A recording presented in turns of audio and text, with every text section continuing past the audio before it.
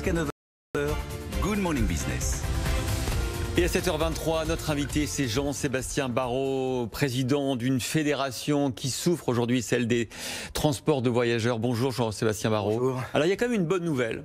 Depuis vendredi, tous les autocaristes vont bénéficier du plan de soutien du gouvernement. Jusqu'à présent, c'était seuls les autocaristes liés à l'activité de tourisme. Mais on avait oublié tous ceux qui font du transport scolaire, tous ceux qui font ce type de transport non touristique, qui avaient été oubliés, 20% à peu près de la profession. Désormais, c'est le chômage partiel pour tous à 100%, le fonds de solidarité. Alors en réalité, on a un champ entier de notre activité de transporteur qui est aujourd'hui arrêté, c'est le transport touristique. Le transport touristique, en réalité, c'est un champ extrêmement large. C'est évidemment le transport des tourismes, mais c'est aussi le transport des scolaires, les sorties scolaires, les classes de neige, les classes vertes, et puis tout ce que l'on peut faire pour le compte des entreprises, dans le cadre de séminaires notamment. Tout ça, c'est aujourd'hui arrêté, c'est 80% de baisse d'activité. Alors même que le transport, alors même que par exemple les activités scolaires ne sont pas interdites. Alors même que, en tous les cas, effectivement, les enfants vont à l'école et on souhaiterait qu'ils puissent faire les sorties scolaires.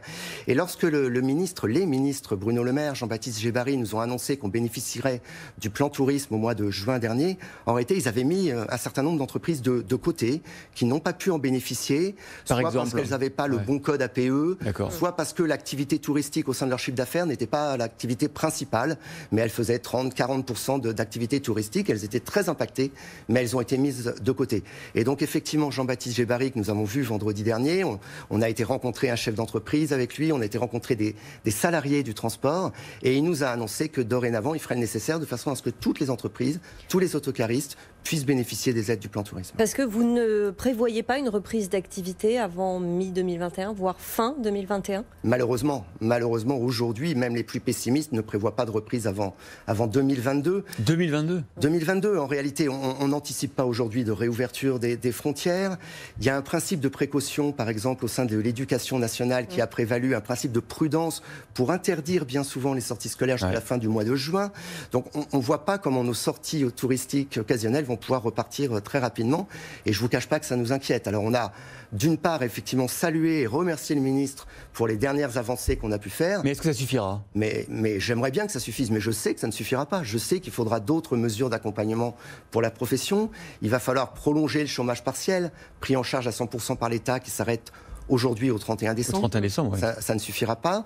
On va avoir un problème. Jusqu'à fin 2021, par exemple, le prolonger d'une année. C'est ce qu'on demande pour l'instant. Oui. C'est ce qu'on demande pour l'instant. Il va falloir traiter le problème des échéances d'emprunt et de crédit beau. Les échéances sont très lourdes dans nos entreprises parce que le prix d'un autocar, c'est très cher. Aujourd'hui, on a pu reporter de 12 mois les échéances d'emprunt ou de crédit beau. Mais là aussi, les entreprises, au mois de février ou mars prochain, elles seront dans l'incapacité de se remettre à payer ces échéances-là. Donc il va falloir traiter ce problème-là. Et puis, on a sollicité également les ministères pour avoir de nouveaux allègements de charges sociales notamment. Pardon de poser cette question, Jean-Sébastien Barrot, mais est-ce qu'il ne faudra pas se résoudre à un moment donné de laisser un certain nombre d'entreprises mettre la clé sous la porte ? En tant que président de fédération professionnelle, je ne m'y résous pas. On a besoin de ces entreprises. C'est un vivier de TPE, PME partout sur ce territoire. Et on va avoir besoin de ces entreprises. N'oublions pas qu'en 2023, la France accueille la Coupe du Monde de rugby. En 2024, les Jeux Olympiques. Ça va faire des millions de touristes à transporter.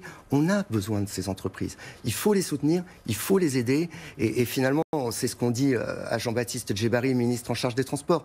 Ne nous abandonnez pas. On a besoin d'être épaulés dans la crise que l'on traverse. Alors, on attend évidemment les annonces du chef de l'État demain soir, mais on peut imaginer effectivement, c'est ce que commencent à dire certains ministres du gouvernement, que ces plans d'aide, on pensait que ça serait le dernier, on pensait que les 100 milliards, ça serait finalement pour solde de tout compte. Vous êtes en train de nous dire, pour notre profession, ça ne suffira pas. Et il est certain qu'en 2021, on devra de nouveau être dans ce type de budget de crise. Malheureusement, oui. J'aurais bien aimé vous dire le contraire. Mais on aura besoin d'être soutenu en 2021. C'est une réalité. Et c'est ça qu'aujourd'hui, on réclame avec insistance à nos ministres de tutelle. Ça ne vous fait pas peur, comme citoyen, parce que nous, ça nous fait peur, que de se dire, à un moment donné, cette dette qu'on va accumuler, comment on va la rembourser ? En tant que citoyen, je suis comme vous.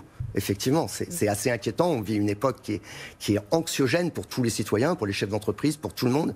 C'est une époque extrêmement anxiogène.